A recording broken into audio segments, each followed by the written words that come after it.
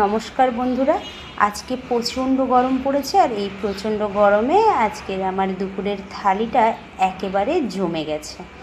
রয়েছে প্লেটের মধ্যে সাদা গরম গরম ভাত আর রয়েছে একদম নরম ছোট ভেন্ডি সেদ্ধ, নুন সর্ষের তেল কাঁচা লঙ্কা দিয়ে মাখা।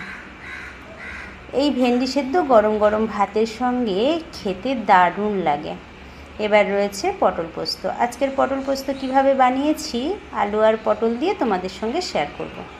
কড়াইতে সর্ষের তেল দিয়ে দিয়েছি আর আগের থেকে পটলগুলো আমি গোটা পটল কেটে নিয়েছি, মাঝখান থেকে একটু কেটে কেটে দিয়েছি যাতে করে নুনটা ঢোকে। ওই একই মাপের করে আলুও লম্বা লম্বা করে কেটে নিয়েছি। আমি কিন্তু পটলের কাটার সময় মাঝে মাঝে ফিতের মতো একটু খোসা রেখে দিয়েছি। যত সময় নুন তেলে পটল আলু ভাজতে দিয়েছি তত সময় এদিকে মিক্সিতে একটা মশলা করে নিচ্ছি, পোস্ত, সাদা তিল আর কাঁচা লঙ্কা। প্রথমে শুকনো ঘুরিয়ে নিলাম, এবার আবারও একটু জল দিয়ে একটা সুন্দর পেস্ট বানিয়ে নিলাম। এদিকে তত সময়ে পটল আলু ভাজা হয়ে গেছে। সব পটল আলুগুলোকে একটা প্লেটের মধ্যে করে তুলে নিলাম।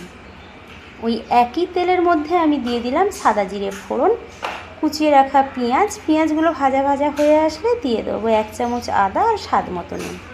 এবার বেটে রাখা পোস্ত দিয়ে ভালো করে নাড়িয়ে চাড়িয়ে জল দিয়ে ভেজে রাখা আলু আর পটল দিয়ে বেশ কিছু সময় ফুটিয়ে নেব। আর সেদ্ধ হয়ে আসলেই এবার নামিয়ে গরম গরম ভাতের সঙ্গে আজকের দুপুরটা কিন্তু একেবারে জমে যাবে।